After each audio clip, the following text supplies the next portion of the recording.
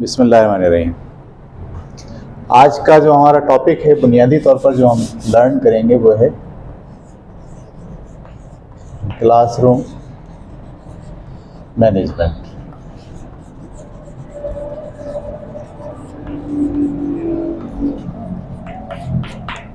ठीक है। बतौर टीचर जो है आपके क्लास आपकी जो है वो हुकूमत होती है। जैसे मुल्क होता है उसमें एक आदमी वज़ीर आज़म होता है, ऐसे जब क्लासरूम होती है तो आप उसके बादशाह होते हैं।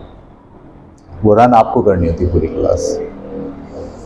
तो बतौर टीचर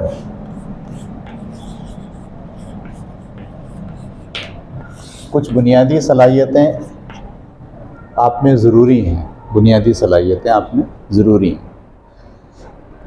अगर आप वो सलाहियतें नहीं रखते हैं तो क्लासरूम मैनेजमेंट को भूल जाइए। ठीक है। सबसे पहली जो बात आपके अंदर चाहिए वो सब्जेक्ट नॉलेज चाहिए।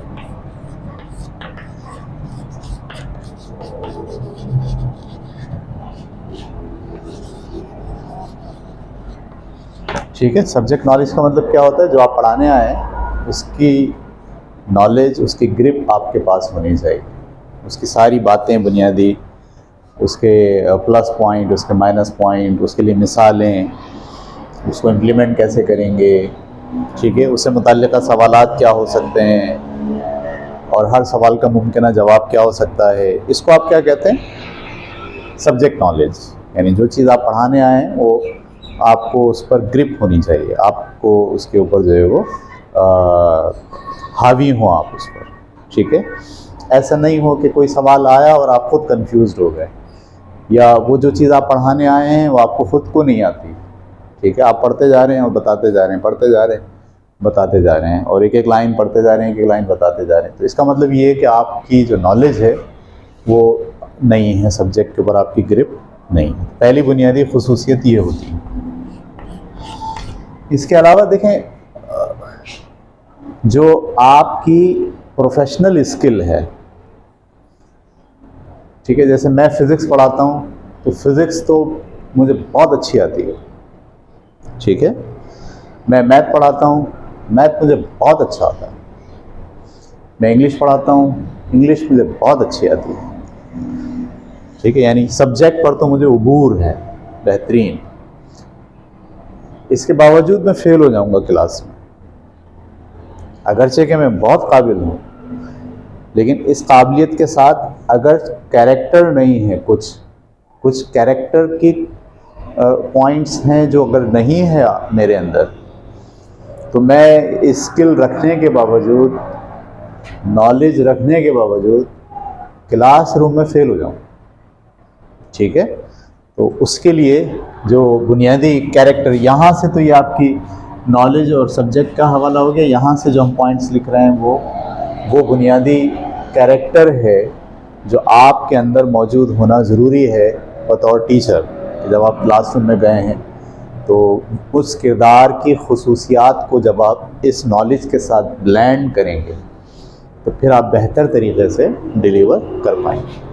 उसमें से सबसे इम्पॉर्टेंट चीज़ है टाइम मैनेजमेंट।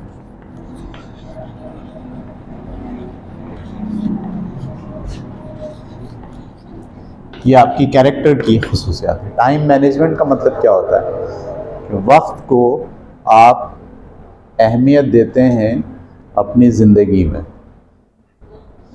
टाइम आपके लिए कुछ मायने रखता है। टाइम को आपने पसे पुश्त नहीं डाला हुआ है, बल्कि हर वक्त आप टाइम को अपने सामने रखते हैं। ठीक है। इस टाइम मैनेजमेंट को मज़ीद एक्सप्लोर करेंगे ना आप, उसमें से और कुछ बातें निकलेंगी। पहली बात, वक्त की पाबंदी। अगर हम इस टाइम मैनेजमेंट को थोड़ा सा एक्सप्लोर करें कि टाइम मैनेजमेंट का क्या मतलब है सर,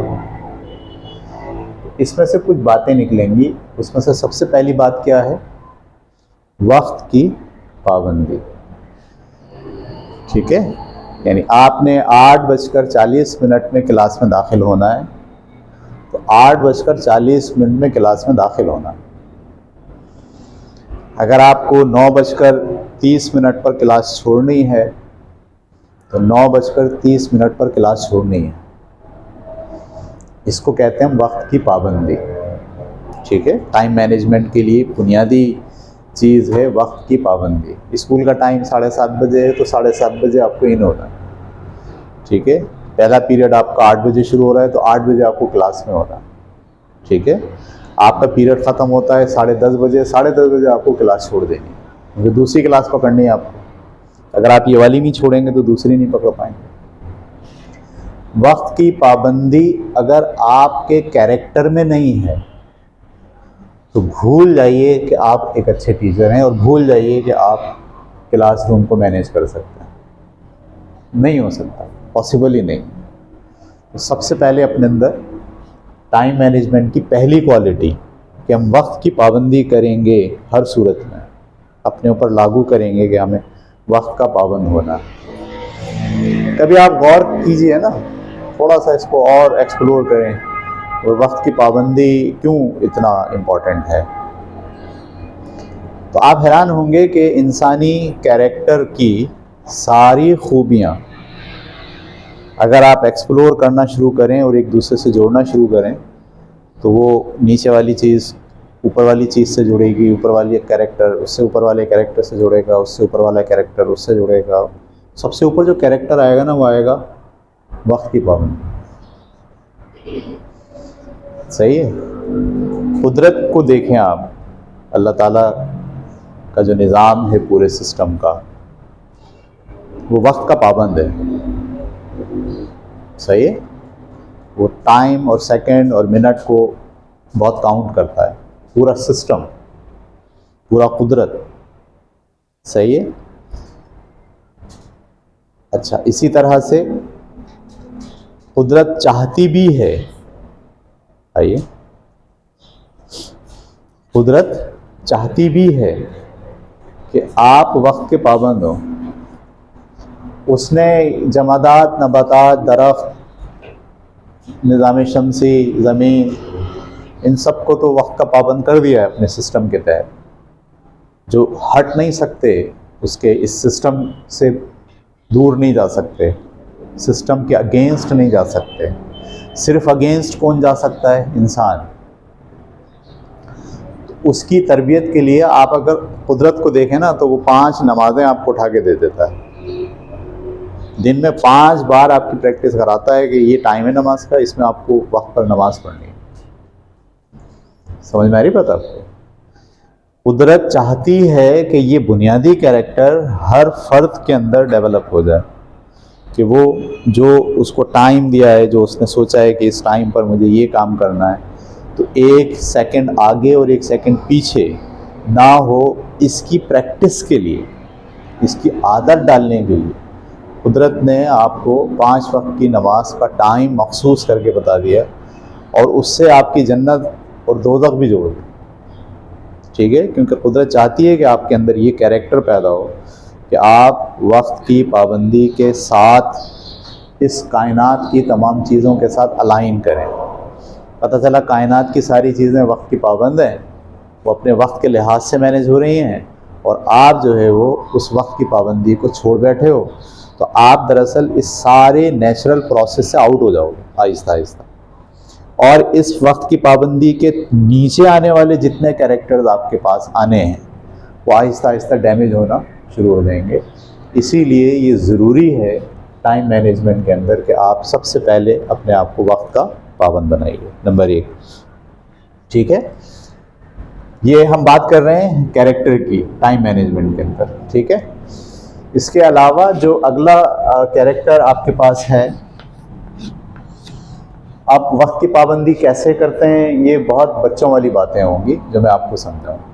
पहले से प्लान करते हैं, पहले से सोचते हैं, अलार्म लगाते हैं। ठीक है, और जहन के अंदर हर वक्त आपके वक्त होता है, आप घड़ी बांधते हैं। ठीक है, उस घड़ी के अंदर डिजिटल घड़ी हो तो बहुत अच्छा है, आपको मिनट का, सेकंड का, इसका भी अंदाज़ा हो रहा हो। ये कैसे करते हैं ये अब आपको खुद समझना है।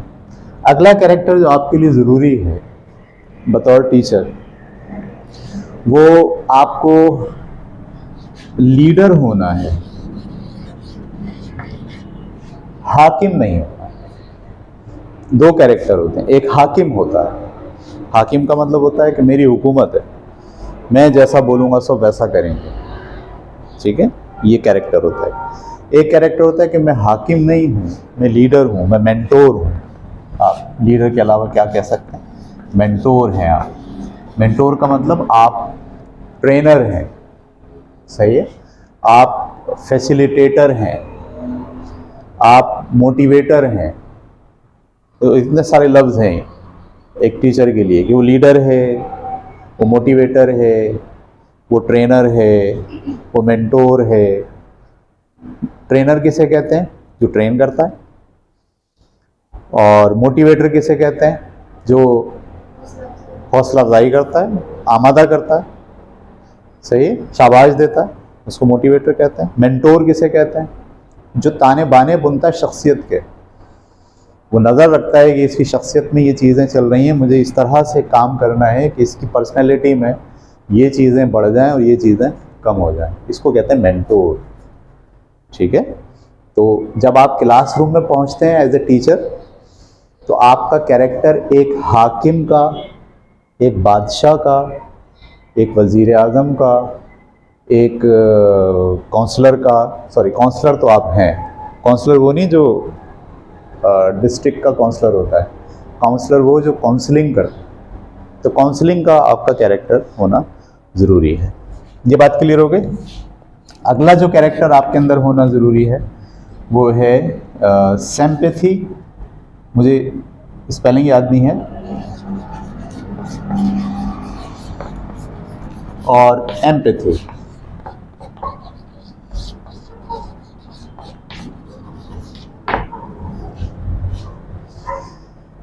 सिंपैथी और एम्पैथी। सिंपैथी का मतलब होता है हमदर्दी, ठीक है, आपका दिल जो है वो नर्म, हमदर्द हो आप, ठीक है, आप खुश अखलाक हों, आप बच्चों के साथ शफीक हों।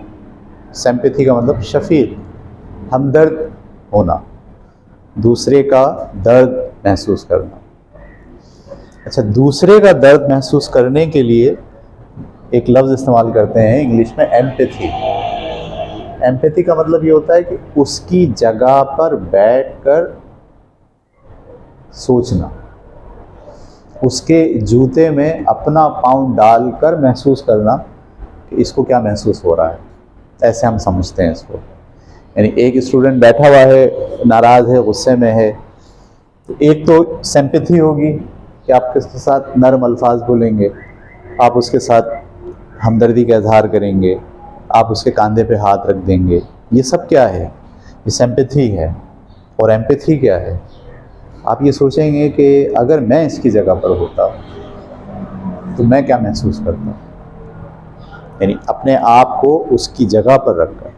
वे रात को ये हो सकता है इसके अब्बा के साथ झगड़ा हुआ हो, इनके घर के अंदर मसाइल हों, प्रॉब्लम्स हैं, ये इतना गुस्से में क्यों आ रहा है, इसकी नेचर ऐसी क्यों हो गई।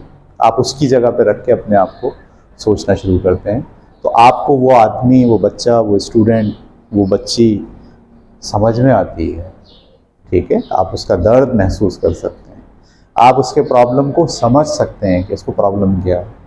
एक टीचर अगर एम्पैथी नहीं रखता तो उसकी सिंपैथी भी बेकार हो जाती है। फिर सिंपैथी सिर्फ दिखावा है, सिर्फ ऊपर ऊपर से वो हमदर्दी जाहिर कर रहा है, अंदर से उसको गुस्सा आ रहा है, अंदर से वो समझ ही नहीं पा रहा कि इस आदमी के साथ, इस बच्चे के साथ क्या प्रॉब्लम। ये बात क्लियर हो गई आपको। तो टाइम मैनेजमेंट में एक चीज़ और रह गई है जो समझनी है। अगर आप इसको यहाँ पर दो हिस्सों में तोड़ दें, तो एक तो मैंने क्या, वक्त की पाबंदी, उर्दू में लिख देता हूँ मैं,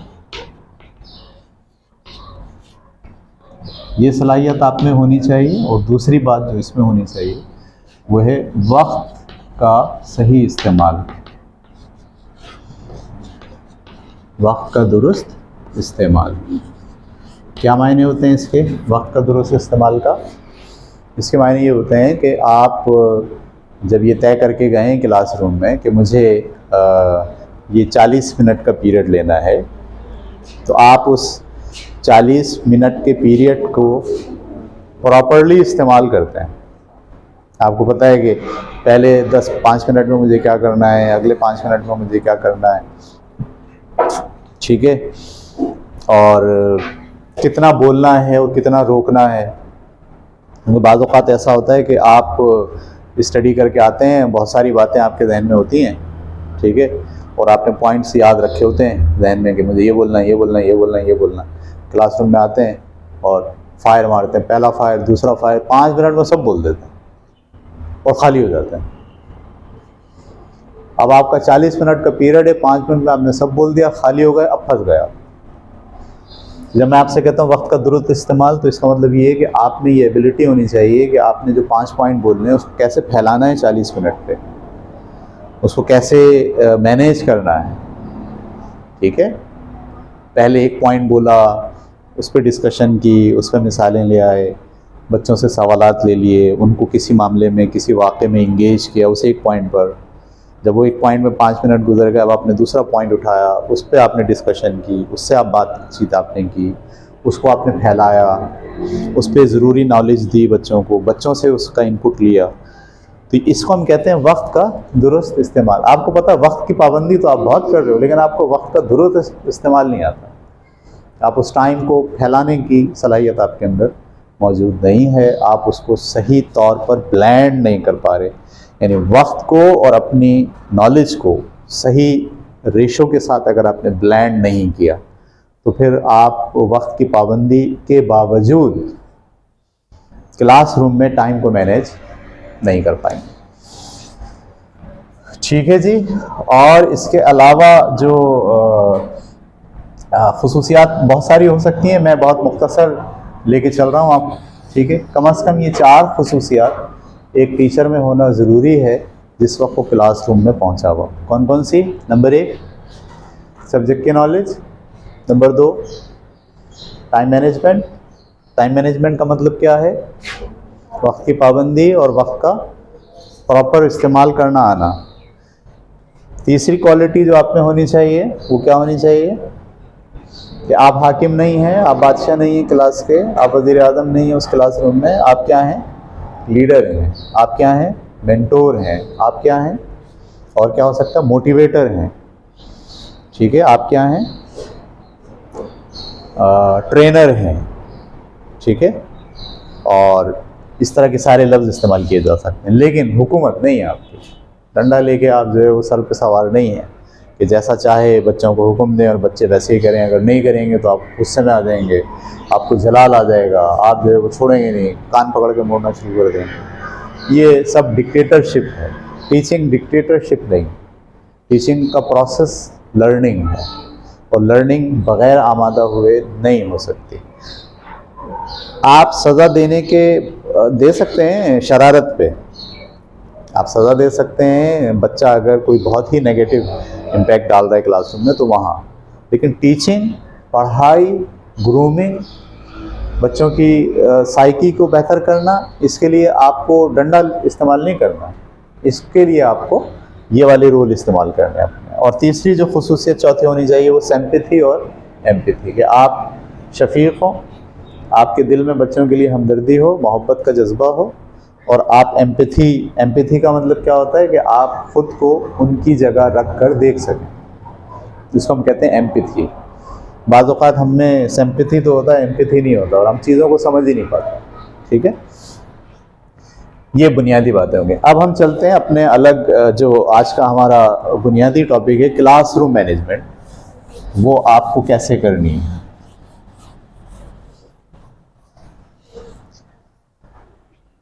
ठीक है, क्लासरूम मैनेजमेंट में ये वाला एलिमेंट कि बच्चे कंट्रोल हो जाएं, इसको आप छोड़िए।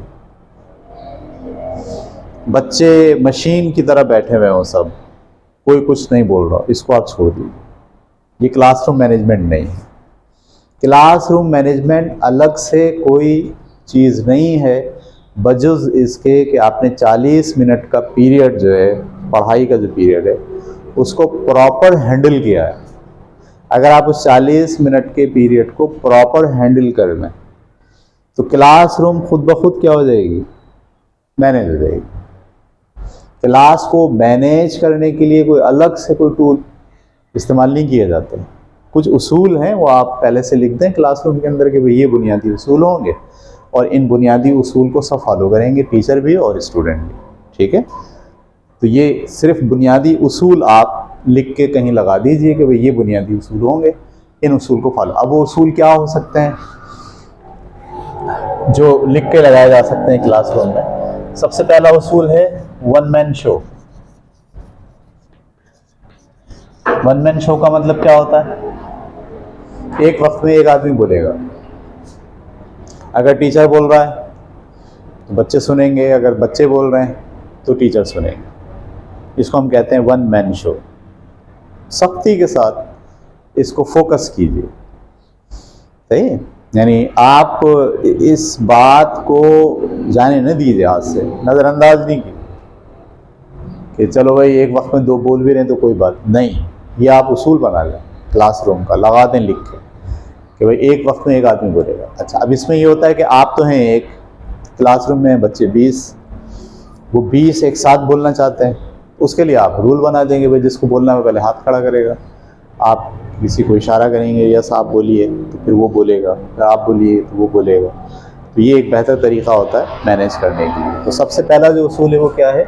वन मैन शो, ज़रूरी उसूल। इसके बगैर आप टीचिंग का प्रोसेस नहीं हो सकता, पढ़ाने का अमल मुमकिन नहीं है कि आप पढ़ा लें क्लासरूम में। अगर सारे लोग बोल रहे हैं, सब बातें कर रहे हैं, सब अपने अपने आइडियाज़ एक साथ दे रहे हैं, तो फिर आप नहीं पढ़ा सकते। क्लास आपकी फिर डिस्क्राइब हो गई बिल्कुल। उसको किसी मरकज़ पे आप ला ही नहीं सकते, आप कोई बात बता ही नहीं सकते, किसी नतीजे पे क्लास पहुंच ही नहीं सकती अगर सब एक साथ बोल रहे हैं। तो वन मैन शो होना ज़रूरी है, नंबर 1। नंबर 2, सिर्फ और सिर्फ लर्निंग एक्टिविटी होगी।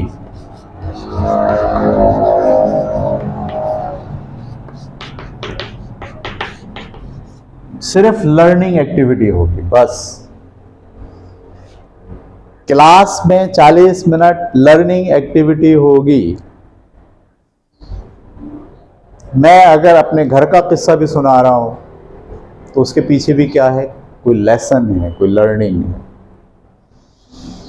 वरना तो ज़रूरी है कि आपका जो सिलेबस है, जो टॉपिक्स हैं, उस पर आप रहें, उससे बाहर नहीं निकलें। बच्चा शिकायत करेगा, आपको बोलो भाई हम लर्निंग एक्टिविटी होगी सिर्फ क्लास में, शिकायत नहीं होगी और कोई दूसरी बात डिस्कस नहीं होगी। बच्चे आपको डिस्ट्रैक्ट करता है, बच्चा डिस्ट्रैक्ट करता है। आप पढ़ा रहे होते हैं, वो आपको क्या करता है? वो आपने रात का किस्सा सुनाता है। जैसे वो रात का किस्सा सुनाता है, दूसरा बच्चा भी रात का किस्सा सुनाता है, तीसरा बच्चा अपनी नानी की कहानी बताता है। वो आपको क्या कर रहा है? वो डिस्ट्रैक्ट कर रहा है और आप क्या हो गया? लर्निंग एक्टिविटी से हट गए। चाहिए क्लासरूम में 40 मिनट लर्निंग एक्टिविटी होनी चाहिए। लर्निंग एक्टिविटी के अलावा कुछ भी नहीं होना चाहिए। अगर इसके अलावा कुछ हो रहा है तो लाजमी तौर पर आपकी क्लास मैनेज नहीं होगी। कुछ भी कर लें, कितने अच्छे टीचर हो आप, कितने काबिल उस्ताद हो आप, कितनी नॉलेज हो आपके पास, कितना अच्छा पढ़ाते हो आप, अगर आपकी क्लास में 40 मिनट लर्निंग एक्टिविटी पर नहीं रहते आप, तो आपका सारा नॉलेज, सारी सिंपैथी, सारी लीडरशिप, हर चीज़ बेकार है। इसलिए ये 2 उसूल दांत से पकड़ लें, क्लासरूम में लटका दें। नंबर 1 वन मैन शो होगा, नंबर 2 सिर्फ लर्निंग एक्टिविटी होगी और कुछ नहीं होगा क्लासरूम में 40 मिनट। अगर आप ये 2 चीज़ें करने में कामयाब हो जाते हैं तो आपकी टाइम मैनेजमेंट, वो जो लफ्ज़ इस्तेमाल करें ना कि क्लासरूम कैसे मैनेज हो, ये 2 उसूल हैं बस। परफेक्टली इसको दांत से पकड़ लें, क्लासरूम मैनेज है। कोई बच्चा इधर से उधर नहीं हो, कोई बच्चा दूसरी बात नहीं करेगा। 2 बात बड़ी बड़ी लिख के लगा दें क्लासरूम में, ये होगा। जब भी कोई बच्चा डिस्ट्रैक्ट करने की कोशिश करे, उसको पहले आप या तो इसकी खिलाफ वर्जी कर रहे हैं या तो आप इसकी खिलाफ वर्जी कर रहे हैं। तय कर लें क्लासरूम में इन 2 उसूल की खिलाफ वर्जी करने पर क्या होगा। सही है। पनिशमेंट कोई भी ऐसी रखी जा सकती है कि क्लास से बाहर निकाल दिया जाएगा, क्लास में डेस्क के ऊपर खड़ा कर दिया जाएगा, या अगले 2 दिन तक जो है वो क्लास की सफाई आपकी जिम्मेदारी होगी, जो इन 2 उसूल की खिलाफ वर्जी करेगा क्लास में। और ये भी आपका डिक्टेटरशिप रोल नहीं होना चाहिए, बल्कि ख़ुद भी आप अपने ऊपर लागू करें। भाई अगर मैं भी ऐसा करूँगा तो मैं भी ये वाली जो है सज़ा मुझे भी मिलेगी, ठीक है। भाई मैं ऐसे कान पकड़ के जो है वो सबके सामने 10 तक गिनती गिनूँगा, 1 2 3 4 5, सज़ा। सज़ा यही नहीं होता कि आप डंडा लेके हाथ सज़ा दें, चाहिए। बच्चे ने जैसी क्लास, आप खड़े हो जाओ डेस्क के ऊपर, आपने ये 2 रूल में से एक रूल तोड़ा है, ऐसे हाथ करो, ऐसे रखो, 10 तक गिनती गिनो, और खड़ा होकर सबके सामने 10 तक गिनती गिनो। आपने रूल तोड़ा कि आप 1 मैन शो के बजाय सब बोल रहे थे, आप भी बोलना शुरू हो गए, तो आप बोले भाई मैंने भी रूल तोड़ दिया। या एक बच्चा बात कर रहा था और आपने उसकी बात को पूरा होने से पहले बोलना शुरू कर दिया, और आप खुद कहें यस मैंने रूल तोड़ दिया, चले मैं सज़ा अपनी जो है वो दोहराता हूँ।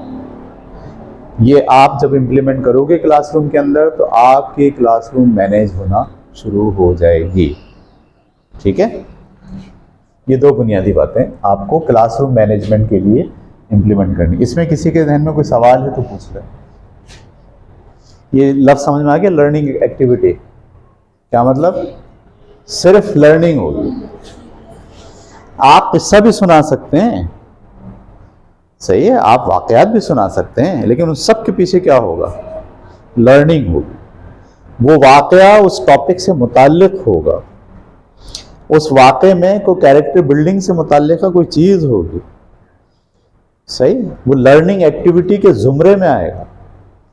वो ये नहीं होगा कि हमारे घर के अंदर जो है अम्मा की लड़ाई हो गई अब्बा से, वो खाना सही नहीं पका था, अब्बा ने जो है अम्मा को ये बोला और ऐसे बोला और ऐसे बोला, और आपने अपने दुख का इजहार कर दिया बच्चों के सामने। ये क्या ड्रामा है भाई? सही है। टीचर को ये जेब ही नहीं देता कि वो अपने दुख और दर्द का इजहार बच्चों के सामने करे, सही है। वो ऐसे नहीं करें, ना किसी बच्चे को इजहार करने दें, क्योंकि ये मोरली बहुत बहुत ऑड है, ये ऑकवर्ड है ये, ठीक है। कि आप अपने दुख का इजहार, ये बच्चे अपने दुख का इजहार। अगर कोई बच्चा करना भी चाहे तो बोले बेटे आप रुक जाए, हाफ टाइम में मैं आपसे बात करूँगा।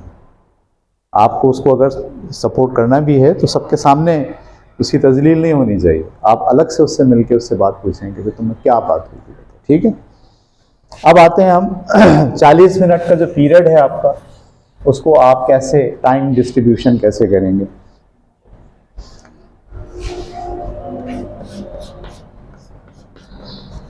टाइम डिस्ट्रीब्यूशन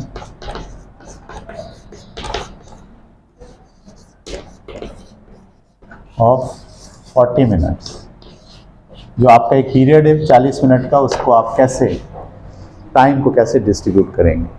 ये मैं एक जर्नल बात कर रहा हूँ। मैथ के टीचर को इसके लिहाज से अपने आप को एडजस्ट करना है, साइंस के टीचर को अपने लिहाज से एडजस्ट करना है, सिंधी पढ़ाने वाले टीचर हैं उनको अपने लिहाज से एडजस्ट करना है, ठीक है। मैं बाद में अलग से भी आपको बता सकता हूँ कि भाई आप कैसे एडजस्ट करेंगे। ड्राइंग पढ़ाने वाले टीचर हैं उनको अपने लिहाज से एडजस्ट करना है। ये एक जर्नल रूल है, इस जर्नल रूल को आप समझ लीजिए। सबसे पहले बात यह है कि जब आप क्लास में जाते हैं तो आपको सबसे पहले जो टॉपिक होता है उस टॉपिक का आपको क्या कराना पड़ता है? तारुफ। कि आज हम ये पढ़ेंगे। इस तारुफ में आप ज़्यादा से ज़्यादा टाइम कितना लें? 1 मिनट, इससे ज़्यादा ना लें। बहुत लंबा चौड़ा तारुफ कराने की ज़रूरत नहीं। आप घुसते के साथ ही बोलें आज हम ड्राइंग के अंदर लाइनों की किस्में पढ़ेंगे। लाइनों की बहुत सारी किस्में होती हैं, उन किस्मों में से 2 किस्मों का मुताल्ला हम आज करेंगे। ख़त्म, ये हो गया तारुफ। तारुफ कराना इंतहाई ज़रूरी है। याद रखिए, जब तक आप किसी डिस्कशन की हेडिंग नहीं डालते, बच्चा उस हेडिंग के नीचे नहीं आता। अगर उसे ये पता हो कि क्या हो रहा है तो एकदम सबके दिमाग वहाँ फोकस पे आ जाता है। लिख दें तारुफ एक लाइन में, एक पॉइंट में, लाइनों की किस्में, सही है। हम आज के मुताले में इक्विलिब्रियम के बारे में पढ़ेंगे। इक्विलिब्रियम को उर्दू में तवाज़ुन कहते हैं। इक्विलिब्रियम, तवाज़ुन। सब बच्चे अब इस हेडिंग के तहत सोचने पे मजबूर हों। इसलिए किसी भी टॉपिक को पढ़ाने के लिए उसका तारुफ बताना ज़रूरी है। बताने से के साथ साथ अगर आप उसे पॉइंट की शक्ल में बोर्ड पर लिख दें तो फिर और डबल इम्पैक्ट आता है, फोकस का डबल इम्पैक्ट क्रिएट होता है। सही है कि हम ये पढ़ रहे हैं। तारुफ लिखने से एक फ़ायदा ये होता है कि जब भी बच्चा डिस्ट्रैक्ट होगा, जब भी आप डिस्ट्रैक्ट होंगे, आप फ़ौरन वापस आ जाएंगे। लेकिन अगर आपने तारुफ नहीं कराया, तारुफ लिखा नहीं बोर्ड के ऊपर, टॉपिक का हेडिंग ही नहीं डाली, तो फिर आप भी आज़ाद हैं, बच्चा भी आज़ाद है, और कोई डिस्कशन उस तारुफ के या उस टॉपिक के अंडर में होना मुमकिन नहीं है। ये कैसे पता चलाएगा कि कोई बच्चा इस टॉपिक से हट गया? जो हमने बताया ना आपको, 2 उसूल बताए। पहला ये कि वन मैन शो हो, और दूसरा क्या हो, हर वक्त लर्निंग एक्टिविटी हो। ये कैसे पता चलेगा कि लर्निंग एक्टिविटी हो रही है या नहीं हो रही है? हर बात इस तारुफ के नीचे आ रही होगी, हर बात इस तारुफ के तहत हो रही होगी, तो हम समझ जाएंगे कि लर्निंग एक्टिविटी हो रही है। लेकिन जैसे ही कोई बात, कोई मौजू, कोई डिस्कशन उस तारुफ से हट जाए, उसका दूर दूर तक कोई ताल्लुक़ ना हो उस टॉपिक से, तो समझ जाइए कि अब वो जो लर्निंग एक्टिविटी का उसूल था वो टूट गया। ये बात क्लियर हो गई? तो तारुफ कराना। उसके बाद अब आपका जो वजाहती लेक्चर समझ लें आप, वजाहती लेक्चर यानी उस टॉपिक से मुताल्लिक़ आप जो वजाहत कर रहे हैं, डिस्कस कर रहे हैं, उसको एक्सप्लोर कर रहे हैं, खोल रहे हैं, उसको बता रहे हैं, डिस्कशन हो रही है अब आपकी। यानी आपने फर्ज करो मैंने इक्विलिब्रियम पढ़ाना है, तब मैं इक्विलिब्रियम को बयान कर रहा हूँ। मुझे ड्राइंग के अंदर 2 लाइनें पढ़ानी है, तो मैं 2 लाइनों को बयान कर रहा हूँ, डिस्कस हो रही है, बातचीत हो रही है, मिसाल दे रहा हूँ, डिस्कशन चल रही है। इसका टाइम बहुत ज़्यादा नहीं होना चाहिए, इसका टाइम होना चाहिए 10 मिनट। और कोशिश करनी चाहिए कि इसमें आप हर बात ना बता दें, मोटी मोटी बातें बताएं। देखिए, आप जब आए क्लासरूम में तो आपको पता है आपको क्या पढ़ाना है। मुझे पता है इक्विलिब्रियम पढ़ाना है, और पेज के अंदर इक्विलिब्रियम जो है वो पेज नंबर 101, 102 और 103 तक है, 3 पेजेस पर है। तो 3 पेजेस को मैं उसकी हर बात इस वजाहती लेक्चर में नहीं करूँगा। मोटी मोटी इंपॉर्टेंट बातें इस 10 मिनट के अंदर मुझे डिलीवर कर देंगे। ये बात क्लियर हो गई आपको? पूरा टेक्स्ट पढ़ के नहीं सुना देना। याद रखें, ये जो मैं आपको बात कह रहा हूँ ये 4th क्लास से आपको इम्प्लीमेंट करनी है। टेक्स्ट पढ़ के नहीं सुना देना पूरा सब, चलो भाई तुम पढ़ो मैं भी पढ़ रहा हूँ, नहीं। उसके अंदर क्या बात है, उसके मौज़ूआत क्या हैं, उसमें क्या डिस्कस किया गया है, उसका खुलासा क्या है, उसका मरकज़ी ख़याल क्या है, वो आपको डिस्कस करना है इस वजाहती लेक्चर के अंदर। और जब आप ये लेक्चर दे रहे हो तो जो जो बातें आप डिस्कस कर रहे हैं, अहम पॉइंट, वो आप लिखते भी जाएंगे। Point number 1, point number 2, point number 3, ऐसे बताते के साथ साथ कि भाई ये वाली बात हमने डिस्कस कर ली, ये वाली बात। जैसे आप लोग पिछले साल करते थे कि आप बबल्स बना देते थे बहुत सारे क्लासरूम के अंदर, और हर बबल्स को डिस्कस करते चले जाते। सेम वही, आप बबल बनाना चाहें बबल बनाते हैं, आप जो पॉइंट्स लिखना चाहें पॉइंट्स लिखते हैं। लेकिन कोशिश ये करें कि आप मोटी मोटी बातें, सही है, उससे मुताल्लिक़ा कोई एग्जाम्पल है, उसके मुताल्लिक़ा कोई नेचर से आपको मिसाल देनी है, उससे मुताल्लिक़ा इंसानी कैरेक्टर से आपको कोई मिसाल देनी है, उसको आप जोड़ दें उसके साथ। लेकिन एक एक बात, हर चीज़ आपको डिस्कस नहीं करनी, ये जहन में डाल लें आप। अगर आप हर चीज़ डिस्कस करते हैं, एक एक बात वजाहत के साथ बयान कर देते हैं, तो दरअसल आप स्पून फीडिंग कर रहे हैं। 4th क्लास से लेके मैट्रिक क्लास तक स्पून फीडिंग नहीं करनी। स्पून फीडिंग आपको करनी है 1st, 2nd और 3rd। उनको आप रीडिंग भी करके सुनाएंगे, उनको एक एक लफ्ज़ भी बताएंगे, ठीक है, क्योंकि वो बच्चे हैं, अभी उनकी लर्निंग हो रही है, उनको अभी उर्दू के अल्फाज, इंग्लिश के अल्फाज, मैथमेटिक्स कॉन्सेप्ट ये नहीं आते उनको, तो वो आपको उनको देने पड़ेंगे। लेकिन जैसे ही आप 4th में पढ़ाना शुरू कर रहे हैं, अब आपको ये पता होना चाहिए कि अगर पूरा सबक को 100 मान लिया जाए, पूरे सब जो आप पढ़ाने आए हैं 2 सफ़े, 3 सफ़े, 4 सफ़े, उसको 100 मान लिया जाए, तो आपको 30 देना, 50 भी नहीं देना, 30 देना। और 30 के अंदर वो पूरा स्ट्रक्चर आ जाए। 10 मिनट के अंदर ये आपको अगला काम करना है। उसके बाद जो अगला, मैं ये 1 2 3 मिटा देता हूँ, ठीक है, आपको पता चल गया कि वज़ाहती लेक्चर में आपको क्या करना है। उसके बाद अगला जो 10 मिनट के बाद जो अगला टाइम आपका शुरू होगा, उसमें आप बच्चों से कहेंगे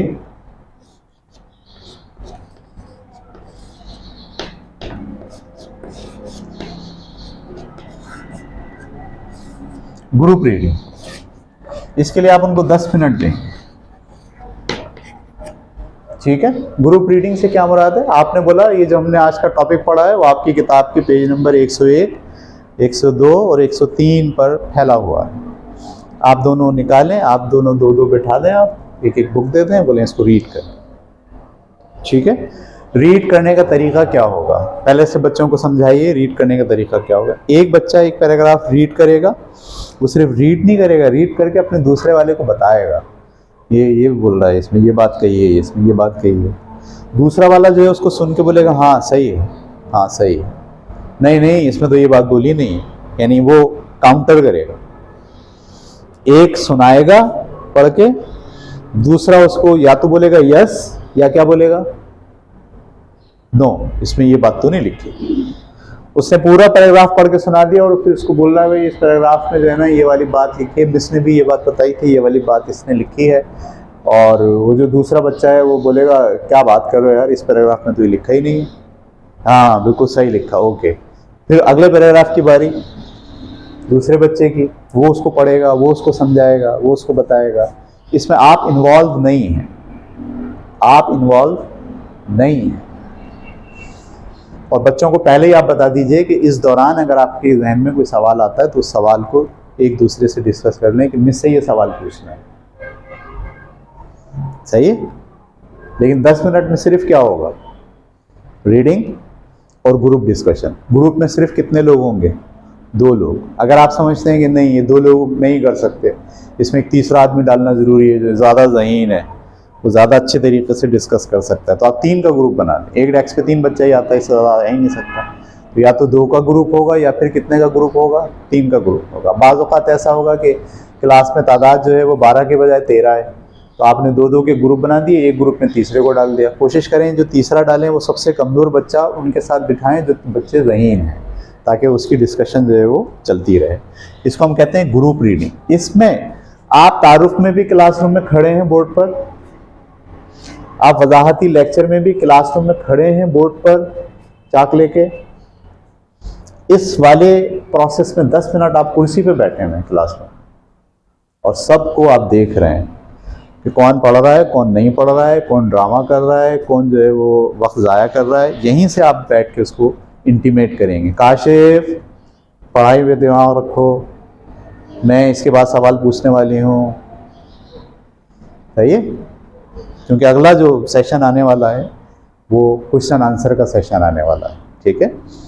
इसलिए आप सबको इंटीमेट करेंगे। जब आप बैठकर सबको देख रहे हैं तो क्या जो है वो बच्चे पढ़ रहे हैं, नहीं पढ़ रहे हैं, डिस्कस कर रहे हैं, डिस्कस नहीं कर रहे हैं, और जो नहीं कर रहे हैं उनको आप यहीं से बैठकर या उनके पास जाकर थोड़ा सा उनकी तंबीह करेंगे, ठीक है। लेकिन ये 10 मिनट आपकी इन्वॉल्वमेंट नहीं है, आप ज़बरदस्ती किसी को कुछ नहीं बता रहे, आप उनके दिमागों पर सवार नहीं हो। ये 10 मिनट उनको दें सोचने के, गौर करने के, डिस्कस करने के। आपने जो 10 मिनट का लेक्चर दिया उस लेक्चर को वो उस टेक्स्ट में तलाश करें, उनको बोलें कि जो मैंने आज आपको ये बात बताई हैं, सारे पॉइंट्स, ये सब आप इस टेक्स्ट में तलाश करें। इस टेक्स्ट में कहाँ लिखा है ये जो मैंने बताया है, सही है। हर बच्चा उसको ढूंढे, यस ये मिस ने यही तो बताया था, देखो यहाँ ये लिखा है। आपने कहा था भाई सन, किसी सन में ऐसा हुआ था, मुझे नहीं पता कौन सा सन है, याद नहीं है, आप जब पढ़ेंगे तो आप देखिएगा कौन सा सन है। ठीक है, तो ग्रुप रीडिंग के लिए आपको कितना टाइम देना है? 10 मिनट। 10 मिनट के बाद अब आपके पास अगला जो टॉपिक शुरू होगा वो है सवाल जवाब।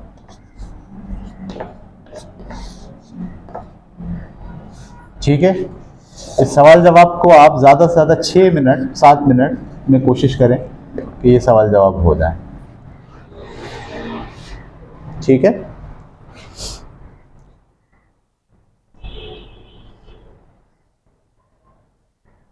ये सवाल जवाब जो है वो ऐसे ही होंगे दबाने।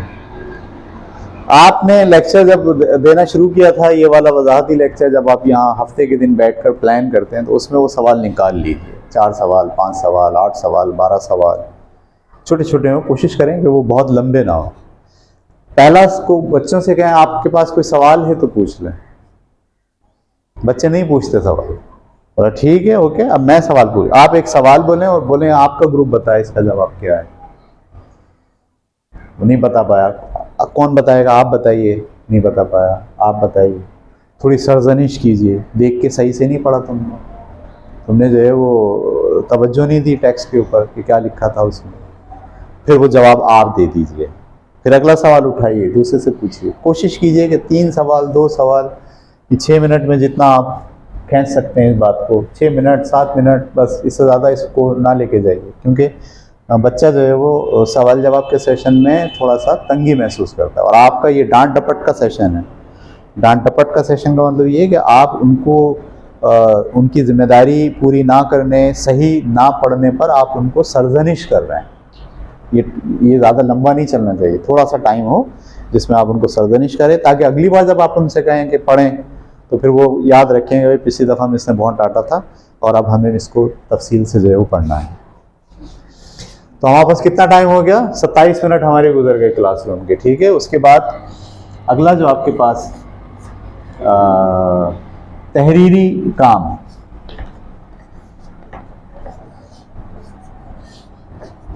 जिसको आप क्लास वर्क कहते हैं,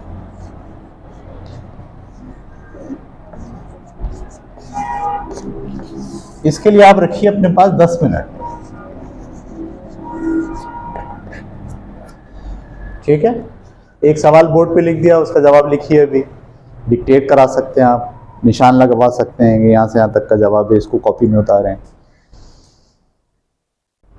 सही है, छोटे बच्चे हैं उन पे निशान लगाए, जैसे 4वीं 5वीं के बच्चे हैं उनको आप बता दें इसका टेक्स्ट ये होगा, लेकिन जो 6ठी 7वीं 8वीं 9वीं 10वीं में उनको आप निशान नहीं लगवाएं, उनको बोलें आप अपने जहन से अपनी सोच से ये जवाब लिखें। तो ये तहरीरी काम जिसको हम क्लास वर्क कहते हैं, इसके लिए बच्चों को कितना टाइम देना है? 10 मिनट। जो सवाल भी आप उनसे तहरीरी करवाना चाह रहे हैं, कोशिश करें कि वो सवाल बोर्ड पर लिखें और बच्चे उसका जवाब अपनी कॉपी में लिखें, फिर सवाल बोर्ड पर लिखें, फिर बच्चे उसका जवाब कॉपी में लिखें।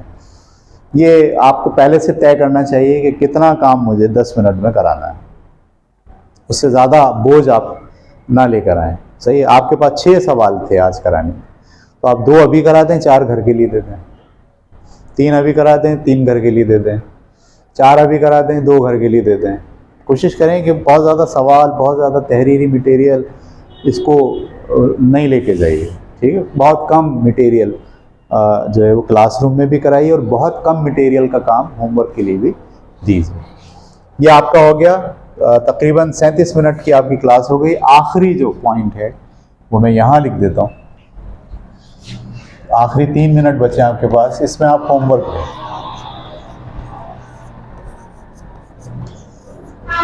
डायरी जो आपको लिखवानी है, 3 मिनट में आप बोर्ड के ऊपर होमवर्क डिफाइन कर दें। तो ये होमवर्क होगा, ये सवाल करना है, ये खाली जगह करनी है, ये फलाना काम करना है, घर से यहाँ तक पढ़कर आना है, इसका मुताला करना है, इस सवाल का को याद करके आना है, वो सब आप बोर्ड पे 3 मिनट के अंदर लिख दीजिए।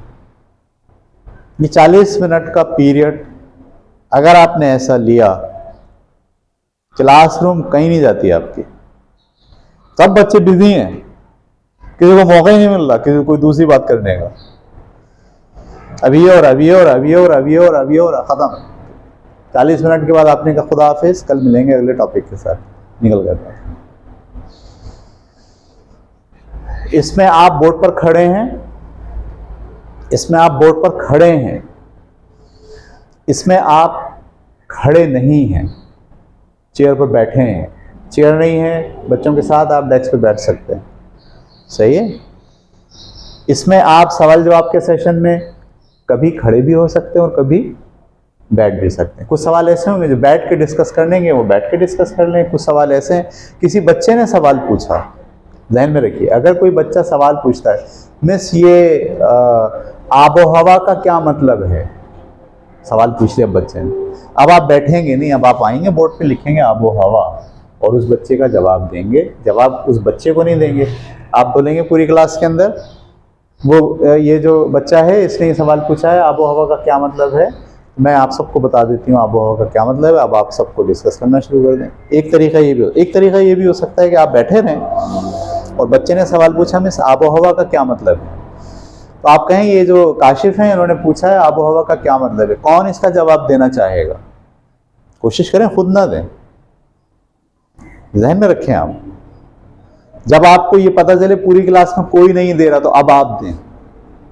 लेकिन आपने एक बच्चे ने सवाल पूछा, दूसरा बच्चा उसका प्रॉपर जवाब दे देगा, बोले देखा आपने, सुना, वेरी गुड, शाबाश बेटे, आपने बहुत अच्छा जवाब दिया, बैठ जाइए।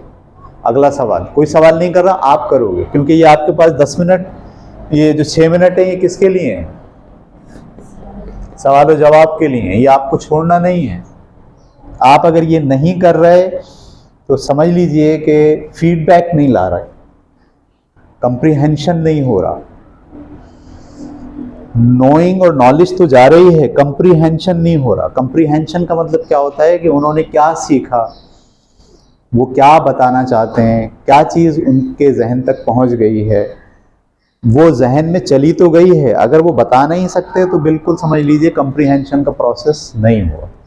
इसलिए 6 मिनट का सेशन जो आपके पास है, 6 मिनट, 7 मिनट, 5 मिनट, 2 सवाल पूछें भले से, 1 सवाल पूछें भले से, सही, खाली जगह पूछ लें भले से। मैं एक जुमला बोलती हूँ, उसमें एक लफ्ज़ गायब है, लफ्ज़ आप तलाश करके बताएं कौन सा लफ्ज़ है।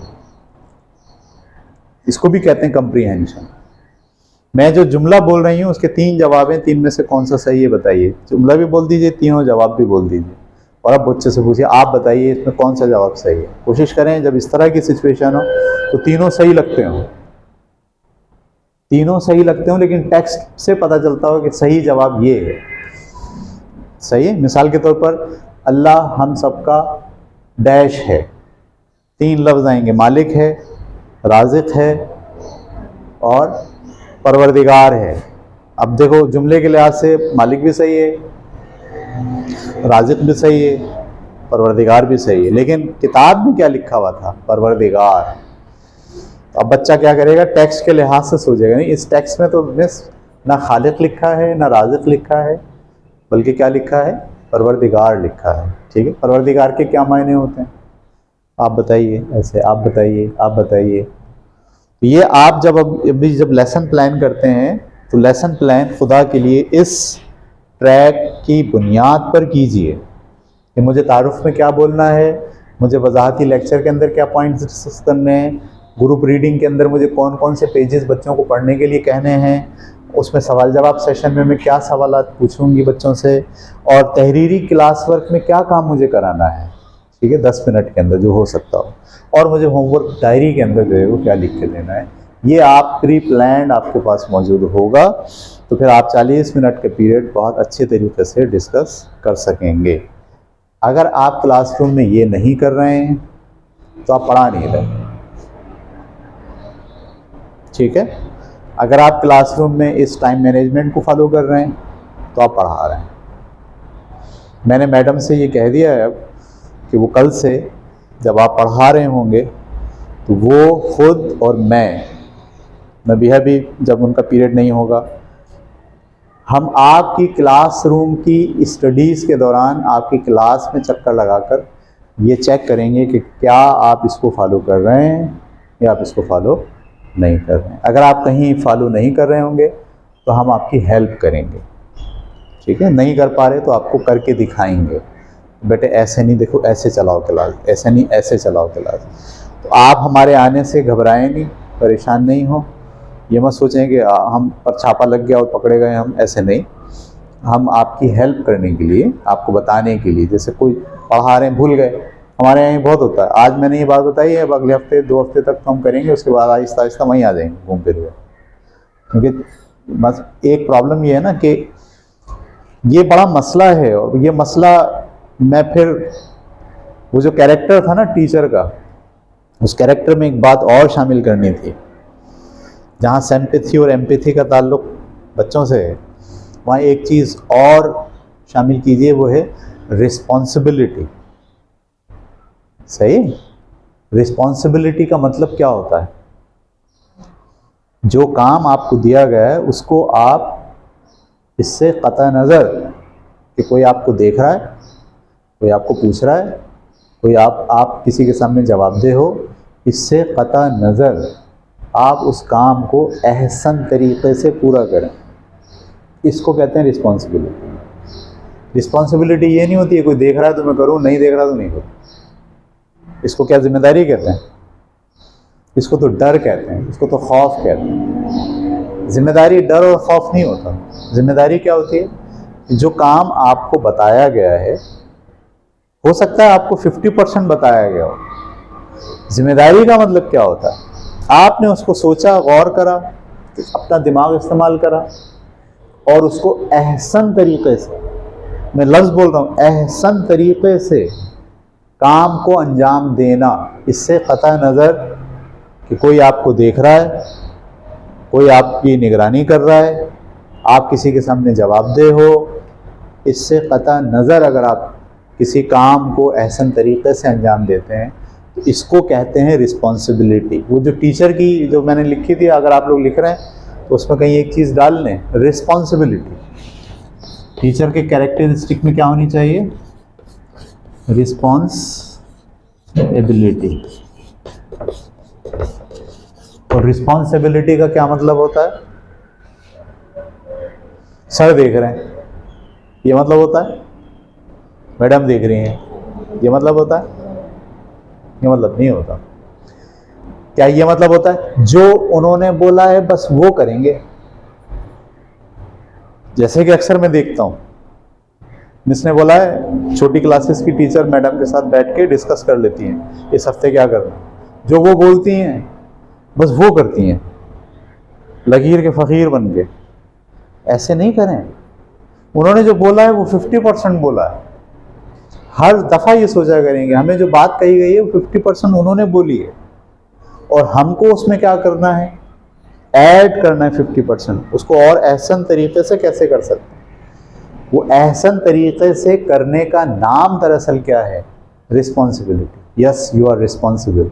जी, आपने रिस्पॉन्सिबिलिटी पूरी की है, ठीक है। लेकिन अगर आप बिल्कुल लकीर के फ़कीर हैं, आप अपना दिमाग इस्तेमाल नहीं कर रहे, जो बोला बस वही कर रहे हैं, और ये भी देख रहे हैं कि मिस देख रही हैं या नहीं देख रही हैं, सर देख रहे हैं या नहीं देख रहे हैं, तो इसका मतलब ये है कि आप टीचर तो हैं, रोबोटिक टीचर हैं, आप रिस्पॉन्सिबल टीचर नहीं हैं, ठीक है। आप AI टेक्नोलॉजी की बनाई हुई खातून है जो आती है और वहाँ वहाँ वहाँ वहाँ वहाँ वहाँ वहाँ जो जो बोला वो बोला और जो जो कहा वो करा और निकल लिए। नहीं, ये आप इंसान हो। आप क्लासरूम में बच्चों के साथ एक्टिविटीज़ के दौरान, पढ़ाई के दौरान आप अपना दिमाग यूज़ भी करते। बताया गया था आपको कुछ, वो उससे आपने कुछ फ़ायदा हासिल किया और फिर खुद सोचा गया मुझे इसमें क्या करना चाहिए, बच्चों की क्या नीड है, क्लासरूम का माहौल कैसा है। वो तो मैडम नहीं देख रही ना, वो तो सर नहीं देख रहे। उन्होंने तो आपको एक लाइन ऑफ एक्शन डिज़ाइन करके दे दिया, क्लासरूम का माहौल क्या है, बच्चा वहाँ कैसा बैठा हुआ है, उसकी क्या नीड है, वो बोर तो नहीं हो रहा। छोटी क्लासेस के बच्चों में सबसे इम्पॉर्टेंट चीज़ पढ़ाई के दौरान कांस्टेंट होता है, यानी एक ही चीज़ रिपीट हो रोज़, टीचिंग। लेकिन जब आप गेम खिलाते हैं, जब आप एक्टिविटी कराते हैं, तो फिर एक चीज़ रोज़ नहीं होनी चाहिए, तो बदल बदल के होनी चाहिए, वहाँ उनको चेंज चाहिए। टीचिंग के अंदर एक ही चीज़ रिपीटेबिलिटी होनी चाहिए टीचिंग में, तो आपका जो पढ़ाने का तरीका है वो सेम रोज़। लेकिन जब आप एक्टिविटी कराते हैं तो एक्टिविटी रोज सेम नहीं हो, रोज सेम में फंस गए बच्चे, उनकी ग्रोथ नहीं हो रही। कई एस्पेक्ट से आप उसको देख सकते हैं। उसकी समाजी तरबियत करनी है, उसकी जिस्मानी तरबियत करनी है, उसकी नफ्सियाती तरबियत करनी है, ठीक है, उसकी मजहबी तरबियत करनी है, कितने सारे हैं। अब आपने सिर्फ सोचा हुआ हम रोज़ भगाएंगे और रोज़ भाग तो रहा है तो उसकी जिस्मानी तरबियत हो रही है, बोर हो जाएगा। नहीं, आप बोलें एक दिन जिस्मानी करनी है, एक दिन शौरी करनी, एक दिन कहानी सुनानी, एक दिन ये करना है, एक दिन वो करना है। अगर जिस्मानी तरबियत भी करनी है तो एक दिन उसको लंगड़ी पाला खिलाना है, एक दिन उसको ये वाला खेल खिलाना है, एक दिन उसको जंपें लगवानी है, एक दिन उसको कुश्ती लड़वानी है, दो बच्चों को आपस में दरी बिछाई, दो बच्चे चलो कुश्ती होगी तुम्हारी, कुश्ती करवा। मतलब डिफरेंट आइडिया, एक्टिविटीज़ में डिफरेंट चीज़ें और टीचिंग में रिपीटेटिव चीज़ें। एक ही चीज़ रोज़ रिपीट होगी। छोटी क्लास की बात कर रहा हूँ मैं, pre primary, nursery, KG1, KG2 का जो टीचिंग स्टाइल है वो रिपीटेटिव होना चाहिए, एक जैसी चीज़ रोज़ हो, तो उसी से उनको हिट होती है चीज़, उसी से वो लर्न करते हैं। अगर आप पढ़ाने का स्टाइल रोज़ चेंज करेंगे तो वो कोई लर्न नहीं करेंगे। तो रीडिंग और टीचिंग और राइटिंग वो रिपीटेटिव होनी चाहिए, रोज़ एक जैसी होनी चाहिए। लेकिन जब आप उनको मैदान में लेके जाते हैं पढ़ाने के लिए, खिलाने के लिए, तो यहाँ पर अब आपको बहुत सारे डिफरेंट आइडियाज़ सोचने चाहिए। मैडम आपको बहुत सारे डिफरेंट आइडियाज़ नहीं देंगे, मैं भी नहीं दूंगा, वो आपकी स्किल है, वो आपकी रिस्पॉन्सिबिलिटी है। जो लफ्ज़ रिस्पॉन्सिबिलिटी है इसको अंडरस्टैंड कीजिए। रिस्पॉन्सिबिलिटी ये नहीं है कि आपको जो कहा गया उसको फॉलो करें। रिस्पॉन्सिबिलिटी ये कि जो आपसे कहा गया है, आपको आइडिया दिया गया है, आप उसको एहसन तरीक़े से बग़ैर किसी डर और खौफ के और इस सोच के कि कोई मुझे देख रहा है, बेहतर तरीके से कैसे कर सकते हैं, इसको हम कहते हैं रिस्पॉन्सिबिलिटी। ये रिस्पॉन्सिबिलिटी भी एक टीचर की क्वालिटी होना ज़रूरी है। कोई किसी के ज़हन में कोई सवाल है तो पूछ लें इससे मुताल्लिक़।